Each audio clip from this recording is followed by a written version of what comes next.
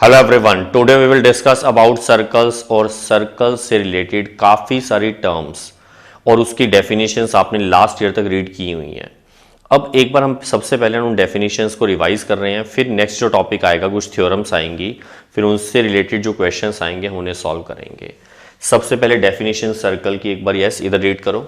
Circle is a collection of all points in a plane which are at a constant distance from a fixed point. कई बार definition read करके ऐसा लगता है sir ये है क्या, हमने ऐसा कुछ नहीं रीड किया हुआ। बड़े आराम से सोचते हैं। देखो, circle is a collection of all points in a plane. Plane का मतलब जैसे यूं सपोज करो, जैसे मैं इस बोर्ड की बात कर रहा हूं, ठीक है, ये एक प्लेन है। अगर मैंने इस प्लेन पर एक पॉइंट ले लिया, जैसे सपोज करो ओ, ठीक है, ध्यान से सुनते रहना, और मैंने कह दिया इससे एक फिक्स डिस्टेंस, मैंने एग्जांपल के लिए बोल दिया जैसे 5 सेंटीमीटर, ठीक है, कुछ भी हो सकती है, मैं एग्जांपल ले रहा हूं। 5 सेंटीमीटर की डिस्टेंस पर यहां से जो पॉइंट हैं वो एक बार हम रिप्रेजेंट अगर करें तो यहां से सपोज करो जैसे यहां तक की डिस्टेंस 5 सेंटीमीटर है, ठीक है। वो आप स्केल से मेजर करके देख सकते हो, मैंने एग्जांपल लिया एक बार। क्या और कोई ऐसा पॉइंट हो सकता है जो इससे 5 सेंटीमीटर की डिस्टेंस पे हो? यस, जैसे मान लो इधर हो गया, यहां से इधर हो गया, यहां से इधर हो गया। तो इस तरह अगर हम बहुत सारे पॉइंट्स इस तरह से सारे शो कर दें 5 सेंटीमीटर की डिस्टेंस पे, और ये जो कलेक्शन है बहुत सारे पॉइंट्स का, बहुत सारे पॉइंट्स बनने वाले हैं इनफाइनाइट, इन सबको अगर हम ज्वाइन कर देंगे तो ये एक सर्कल बन जाएगा। सही है। और ये जो कांस्टेंट पॉइंट था, मतलब फिक्स्ड पॉइंट था, ये सर्कल का सेंटर होगा, और जो ये फिक्स डिस्टेंस थी ये वाली, ये इसकी रेडियस होगी। ये सब बातें आपने पहले पढ़ी हुई हैं। अब शायद इजी लग रहा होगा, दोबारा पढ़ते हैं। Circle is a collection of all points. All points क्यों बोल रहे हैं? क्योंकि बहुत सारे बनने वाले हैं, उसका कलेक्शन ले रहे हैं हम। In a plane which are at a constant distance from a fixed point. Fix point कौन सा है? उसका सेंटर, और कांस्टेंट डिस्टेंस का मतलब उसकी रेडियस। नीचे लिख देते हैं, where constant distance is called radius of circle and fixed point is known as, yes, क्या बोलेंगे इसको? Very good, centre of circle. Centre of circle, ठीक है, इतना क्लियर हो गया सबको? अच्छा, अब इसके बाद हम जो नेक्स्ट टॉपिक पढ़ने वाले हैं वो है सेकेंट एंड टेंजेंट। बहुत इजी और इंटरेस्टिंग है, ध्यान से देखना। सपोज करो हमने कोई भी सर्कल इस तरह से ड्रॉ किया, ध्यान से सुनो। अगर मैं इस सर्कल को इंटरसेक्ट करती हुई, 2 पॉइंट्स पर इंटरसेक्ट करती हुई एक लाइन ड्रॉ करूं, जैसे सपोज करो मैंने इस तरह से एक लाइन ड्रॉ की, ठीक है, ये लाइन सर्कल को 2 पॉइंट्स पे कट कर रही है, आपको दिख भी रहा होगा। ये इंटरसेक्शन पॉइंट्स हैं किसके? लाइन के और सर्कल के। तो ऐसी कंडीशन में ध्यान से देखते रहना, लाइन अगर सर्कल को 2 पॉइंट्स पे इंटरसेक्ट करे तो उसको सेकेंड बोलते हैं। तो ये जो लाइन है इसका नेम क्या है? सेकेंड, ठीक है। जब 2 पॉइंट्स पे इंटरसेक्ट करे तो सेकेंड है। लेकिन मान लो ये वाली लाइन मैं थोड़ा सा नीचे बनाता, तो ऐसी कंडीशन में अभी भी 2 पॉइंट्स पे कट हो रही है, देखो ये रही।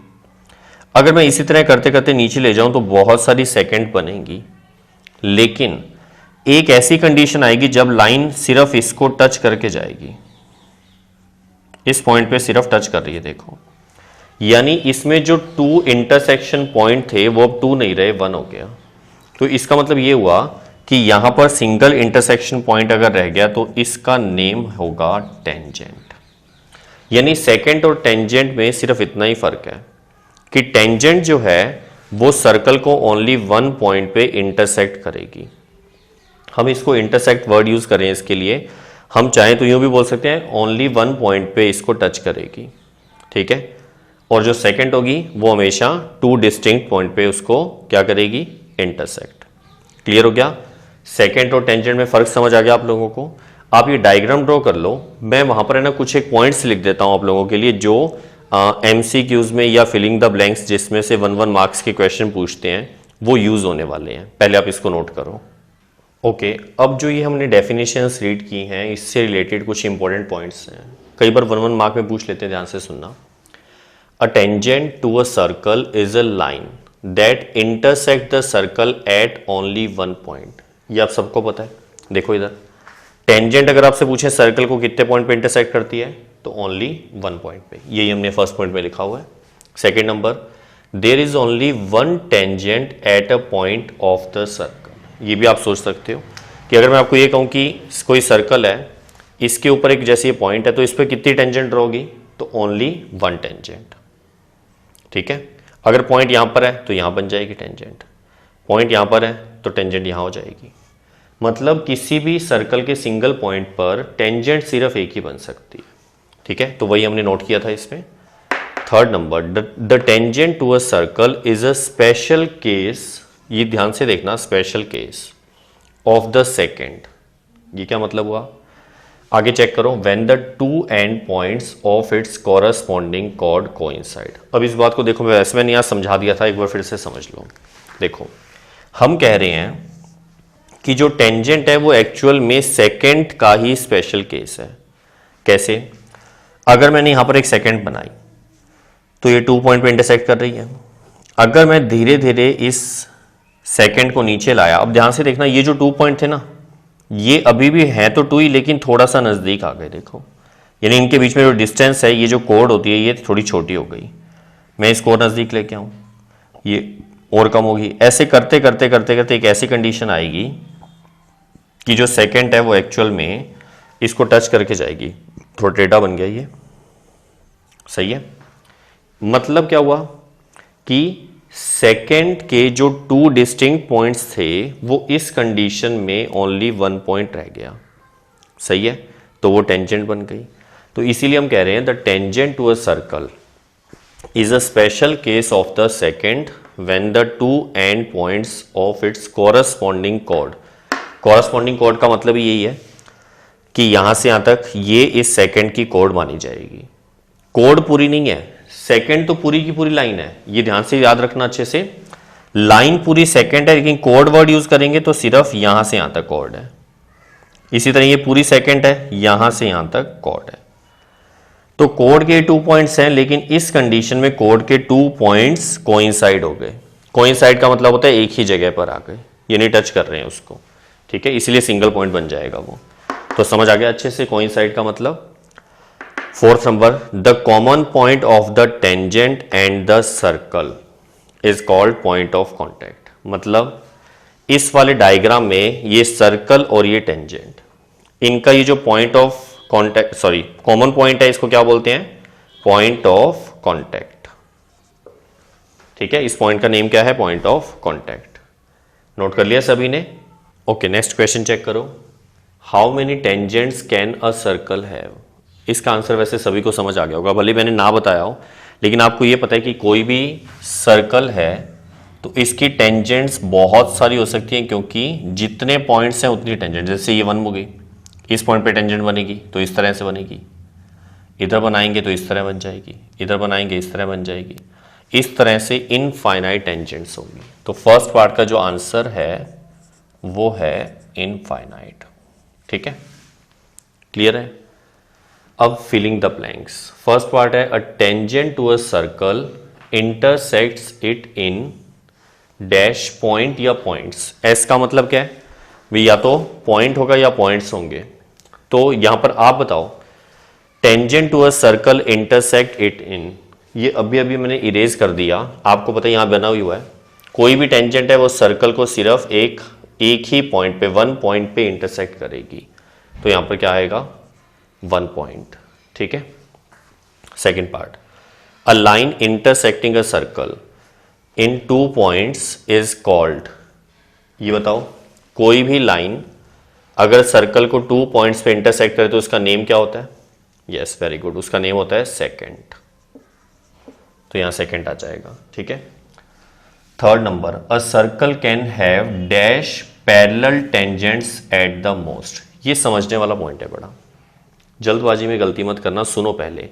A circle can have dash parallel tangents at the most. अब मैं आपसे पूछ रहा हूं, अगर मैं इस तरह से टेंजेंट बनाता रहा, बहुत सारी बन रही है देखो, कोई यहां बनेगी, कोई इधर बनेगी, इधर बनेगी, तो इसमें से मैक्सिमम 2 ऐसी लाइंस हो सकती हैं जो पैरेलल होंगी, मतलब वो टेंजेंट भी होंगी और पैरेलल भी होंगी। ध्यान से समझना इस बात को। यहां पर देखो, जैसे मैंने एक टेंजेंट यहां बना दी और एक टेंजेंट यहां पर, तो जो पैरेलल टेंजेंट्स हैं वो टोटल 2 ही हो सकती हैं, 2 से ज्यादा पैरेलल टेंजेंट नहीं बन सकती। मान लो आपने यहां बनाया तो ये पैरेलल तो है लेकिन ये टेंजेंट नहीं है।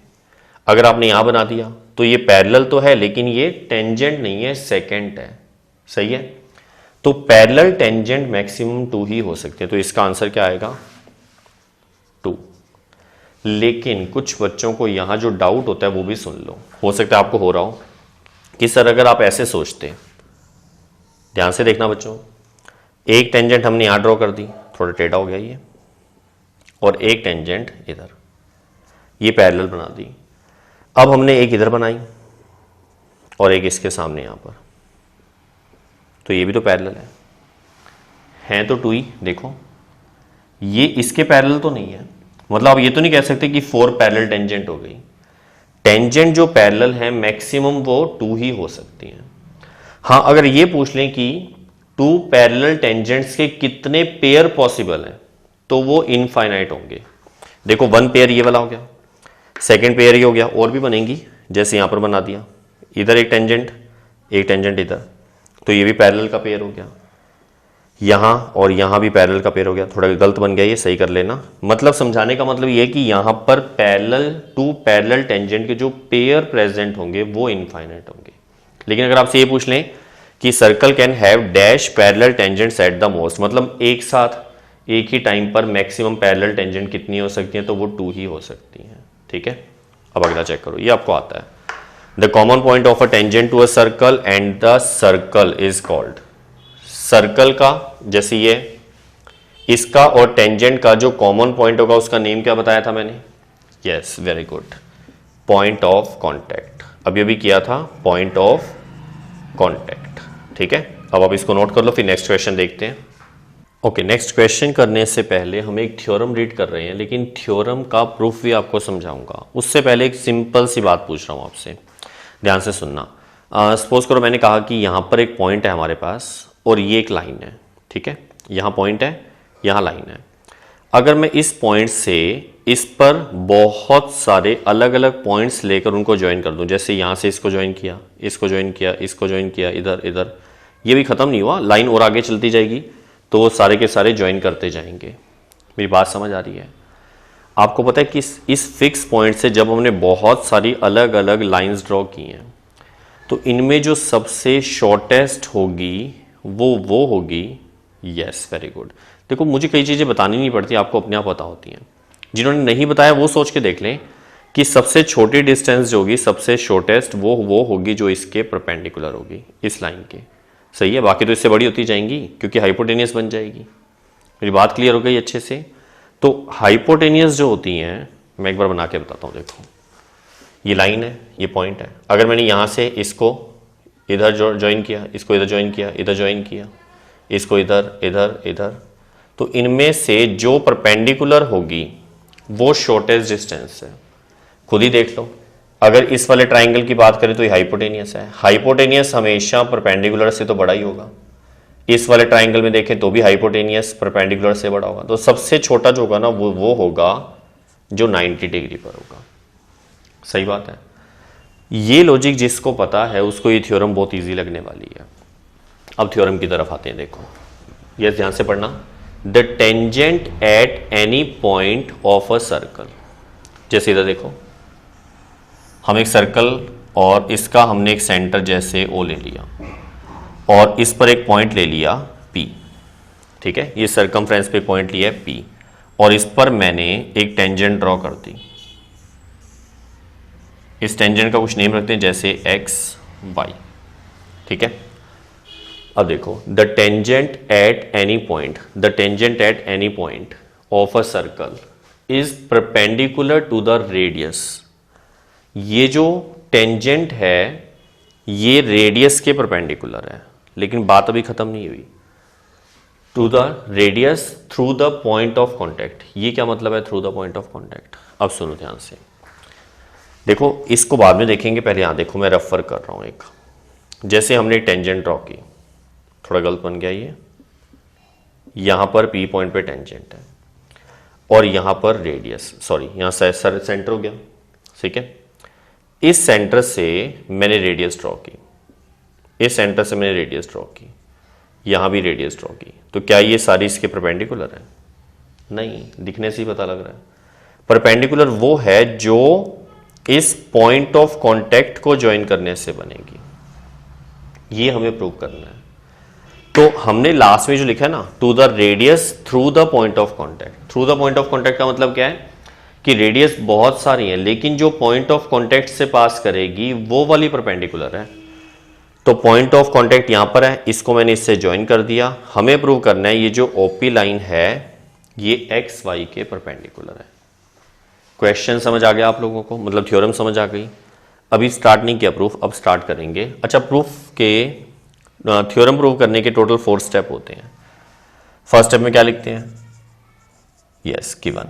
अब गिवन क्या क्या है देखो, सबसे पहले हमने लिख दिया centre of circle is O, सही है। सेंटर ऑफ सर्कल कौन सा है? O. And any point on circle या ऑन सर्कमफ्रेंस भी लिख सकते हो, इज पी, ठीक है। उसके आगे tangent at point P, P लिख दो या एट पी लिख दो या एट पॉइंट पी लिख दो, एक ही बात है। At P is X Y. क्या यहां तक बात समझ आ गई? ये जो डायग्राम मैंने बनाया है मैंने उसको यहां पर रिप्रेजेंट कर दिया गिवन के अंदर। अब टू प्रूव क्या करना है कि जो ओपी है वो एक्स वाई के परपेंडिकुलर है। बेटा यहाँ 90 डिग्री का सिंबल मत लगा देना, क्योंकि अभी हमें पता नहीं है, वो प्रूव करना है हमें, ठीक है। ये गलती होती है कई बच्चों से, हो सकता है शायद आपके माइंड में आ जाता। क्या प्रूव करना है? OP perpendicular to X Y. अब इसके नीचे कंस्ट्रक्शन, ये थोड़ा समझने वाला पॉइंट होता है। देखो हम क्या कर रहे हैं, हम अपनी मर्जी से ये जो एक्स वाई टेंजेंट है ना, इसके ऊपर कुछ पॉइंट्स बना रहे हैं, जैसे क्यू पॉइंट, आर पॉइंट, इस साइड भी ले सकते हैं। मैंने एक साइड ही शो कर दी है, और फिर मैंने ये जो क्यू और आर है इनको मैंने ओ से ज्वाइन किया, ओ से क्यू को भी और ओ से आर को भी। और भी ज़्यादा चाहो तो आप बना सकते हो, ठीक है। तो सबसे पहले कंस्ट्रक्शन में क्या लिखेंगे? लेट 2 पॉइंट्स, या ड्रॉ लिख देते हैं,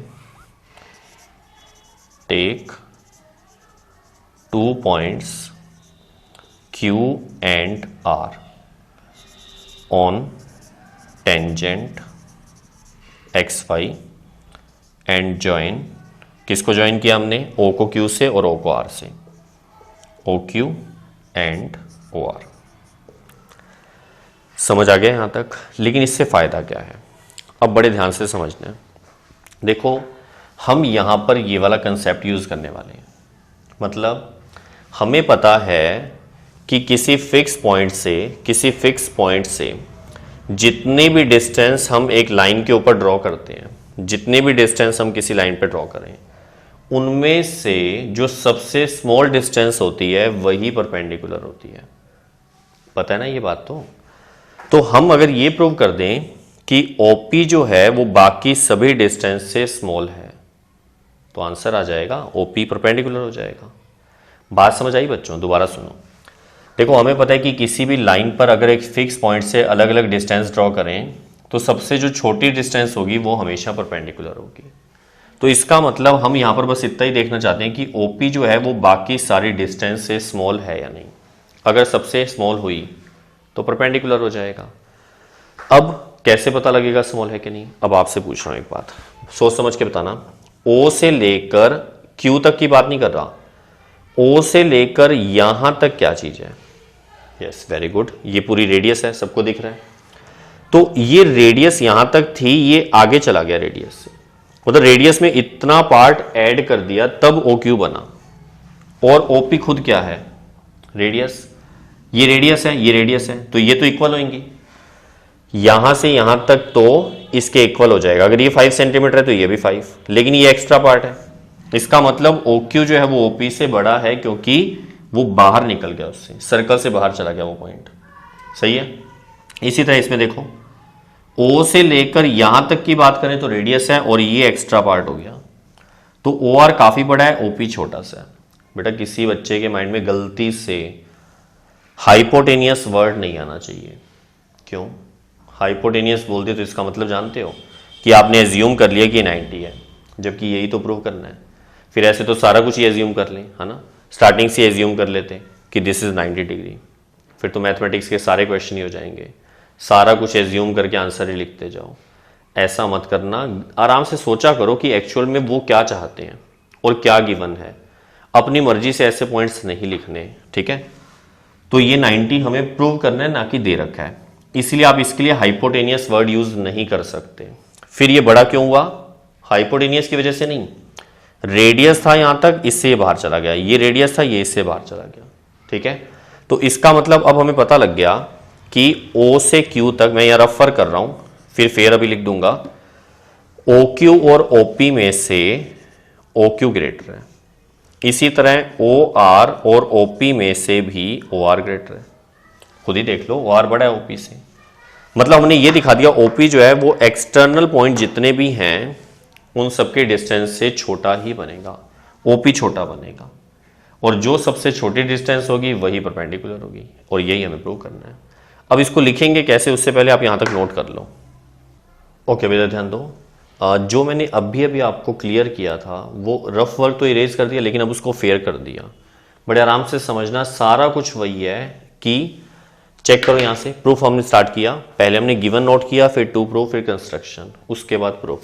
प्रूफ में देखो क्या लिख रहे हैं, here point Q lie outside the circle. ये सबको पता है, देख लो, Q पॉइंट सर्कल के आउटसाइड है, सही है। एक एक करके हर लाइन को आराम से समझते जाना, और यहां बैठनी चाहिए, ठीक है, जल्दबाजी नहीं करनी। Therefore OQ is longer than the radius OP of the circle। ये भी आपको पता है, OQ जो है ये रेडियस से ग्रेटर हो गई। रेडियस इतनी सी थी, देखो यहां से यहां तक, इससे ये बड़ा हो गया, तो हम भी वही कर रहे हैं। OQ is longer than the radius. Radius का नाम हमने OP लिख दिया, तो कई बच्चे सोचते हैं सर यहाँ कोई P थोड़ा लिखा हुआ है।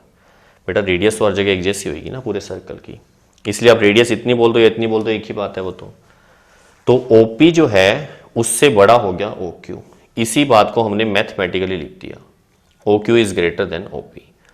सिमिलरली R भी आउटसाइड है, तो OR is greater than OP। अगर और पॉइंट लेंगे तो वो भी होंगे, तो इसी बात को हमने नीचे फिर लिखा, since this happens for every point on the line XY। सही है, सभी पॉइंट्स के लिए ऐसा होगा, एक्सेप्ट द पॉइंट P। ये क्यों लिखा एक्सेप्ट द पॉइंट P? खुद ही देख लो, अगर मैं OP ले लेता, मतलब हम ये कह रहे हैं कि XY के सारे पॉइंट्स के लिए ऐसा होगा, तो सबके लिए ऐसा थोड़ा होगा। जो P के अलावा पॉइंट्स है ना, उन सब के लिए ऐसा होगा। अगर आप लिख देते हो OP ग्रेटर देन OP, तो ये बात तो गलत हो गई, ये तो इक्वल है। मेरी बात समझ आई कि इस पॉइंट को छोड़कर जो इसके ऊपर पॉइंट्स है ना, वो सारे के सारे OP से ग्रेटर होंगे, तो वही बात हमने लिखी, this happens for every point on the line XY except the point P। मतलब P को छोड़कर बाकी सबके लिए सेटिस्फाई होगी बात। OP is the shortest distance of all the distances.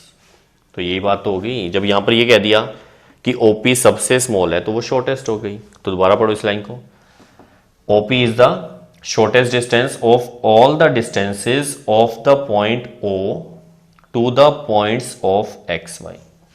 मतलब O से XY के जो पॉइंट्स हैं उन सबकी डिस्टेंस OP की डिस्टेंस से बड़ी होंगी, या यूं कह दें OP सबसे शॉर्टेस्ट होगी, ठीक है। इसका मतलब क्या है, OP is perpendicular to XY। क्यों? अभी भी रफ वर्क बताया था ना कि जो सबसे स्मॉल डिस्टेंस होती है, सबसे शॉर्टेस्ट, वो हमेशा परपेंडिकुलर होगी। इसका मतलब यही हमें प्रूव करना था, हेंस प्रूव्ड। और बेटा इस थ्योरम की स्टेटमेंट को डायरेक्टली याद भी रखना है। मतलब आज के बाद कोई आपसे पूछ ले कि टेंजेंट किसके परपेंडिकुलर है, तो वो सर्कल की उस रेडियस के परपेंडिकुलर है, सबके नहीं, उस रेडियस के जो पॉइंट ऑफ कॉन्टैक्ट से पास करेगी। यानी कि ये सर्कल है, ये टेंजेंट है, तो ये उस रेडियस के परपेंडिकुलर होगी जो पॉइंट ऑफ कॉन्टैक्ट से पास करे। ऐसा नहीं कि यहां रेडियस बना दी, यहां बना दी, यहां बना दी, तो ये सबके परपेंडिकुलर हो गया। सबके साथ नहीं, टेंजेंट उस वाली रेडियस के परपेंडिकुलर है जो पॉइंट ऑफ कॉन्टैक्ट से पास करती है। ठीक है, अब आप इसको नोट कर लो, फिर नेक्स्ट क्वेश्चन देखेंगे। ओके, अब क्वेश्चन चेक करो। A tangent P Q eight a point P of a circle of radius 5 centimetre. एक बार इतने ड्रॉ करते हैं, फिर बाकी बाद में देखेंगे। देखो, ये हमारे पास सर्कल है और इस पर कोई पॉइंट कौन सा है, P, जिस पर टेंजेंट है पी क्यू। तो वो कहीं पर भी हो सकता है। सपोज करो जैसे मैंने P पॉइंट यहाँ कहीं बना लिया और इस पर एक टेंजेंट कौन सी बनानी है, पी क्यू। ठीक है, Q मैंने यहाँ तक ले लिया। अब इसके आगे चेक करो, रेडियस कितनी है, 5 सेंटीमीटर। इसकी रेडियस 5 सेंटीमीटर है, तो मैंने क्या किया, O को P से ज्वाइन कर दिया और यहाँ लिख दिया 5 सेंटीमीटर। मेरी बात समझ आ रही है? जरूरी नहीं टेंजेंट यहाँ बनाओ, आप इधर बना लो, इधर बना लो, कहीं भी बना सकते हो, क्योंकि कुछ भी गिवन नहीं है ऐसा।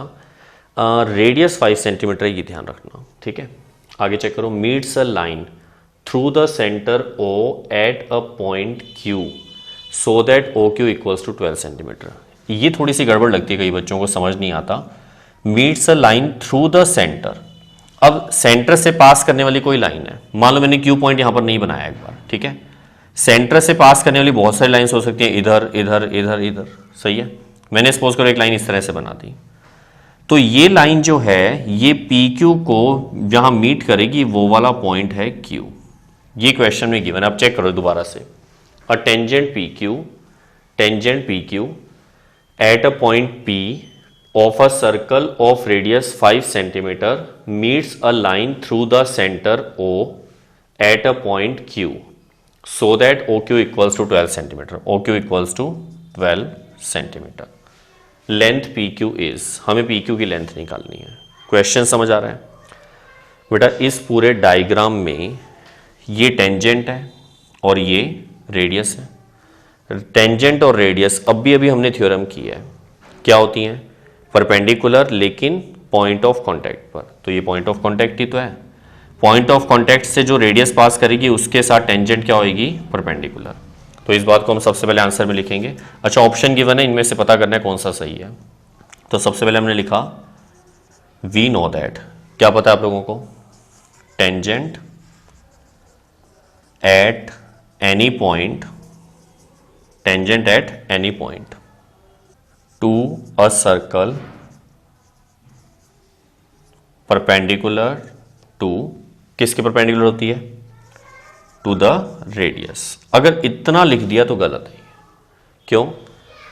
टेंजेंट हर रेडियस के परपेंडिकुलर नहीं होती, जो पॉइंट ऑफ कांटेक्ट से पास करेगी उससे। तो आगे लिख दिया radius at point of contact. अब इससे क्लियर हो गया कि वही टेंजेंट परपेंडिकुलर होगी रेडियस के जो पॉइंट ऑफ कांटेक्ट पे होगी। ठीक है, इसका मतलब therefore angle O P Q equals to 90 degree. सही है, तो ये एंगल अगर 90 हो गया तो इस कंडीशन में अब हम पाइथागोरस का यूज कर सकते हैं।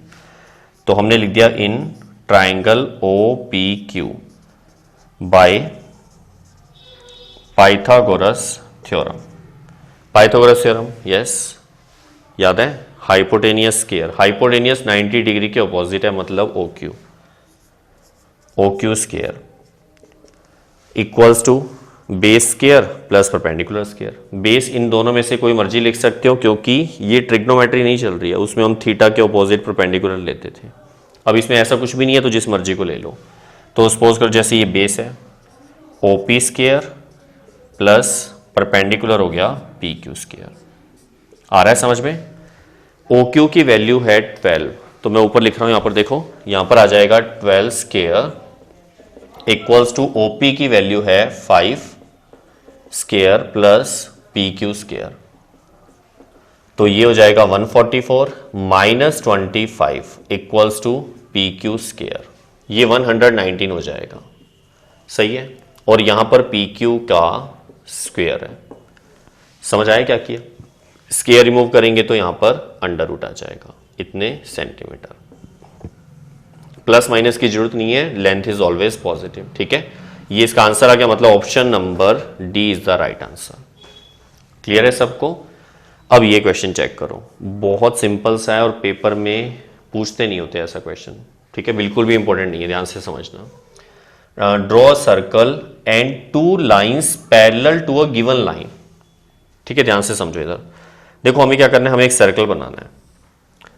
फिर इस सर्कल के लिए कोई गिवन लाइन है, गिवन लाइन कहीं भी हो सकती है, सपोज करो मैंने यहां बना दी। ठीक है, दिस इज गिवन लाइन। अब हमें क्या करना है, ड्रॉ अ सर्कल, वो हमने कर दिया, and 2 lines parallel to the given line. इस गिवन लाइन के पैरेलल 2 लाइंस बनानी है, लेकिन कहां पर वो आगे लिखा हुआ है, such that one is a tangent and the other a secant to the circle. मतलब इसके पैरेलल 2 लाइंस बनानी है जिनमें से एक टेंजेंट हो और एक सेकेंड हो। सबको पता है टेंजेंट सिंगल पॉइंट पे कट करती है, या इंटरसेक्ट बोल दो या टच बोल दो। तो यहां पर मैंने इसके पैरेलल एक लाइन बना दी, गिवन लाइन के पैरेलल लाइन बना दी। ये एक पॉइंट पे इसको इंटरसेक्ट कर रही है, मतलब दिस इज टेंजेंट। सही है, और इसी के पैरेलल मैंने एक यहां लाइन बना दी जो 2 पॉइंट पे इंटरसेक्ट करती है, मतलब इसको हम क्या बोलेंगे, सेकेंड। बहुत सारी बन सकती है सेकेंड, टेंजेंट 2 जगह बन सकती थी, एक यहां पर एक यहां पर। हमें तो एक कहा था, हमने एक बना दी, एक टेंजेंट बना दी, एक सेकंड बना दी, बस इतना ही क्वेश्चन था। ड्रॉ करना था, ड्रॉ करके दिखा दिया। ठीक है, समझ आ गया अच्छे से? अब आप इसको नोट कर लो। और आज के लेक्चर में हम सिर्फ इतना ही कर रहे हैं, नेक्स्ट लेक्चर में फिर मिलेंगे और इसी टॉपिक को कंटिन्यू करेंगे। तब तक के लिए हंसते रहिए और स्वस्थ रहिए।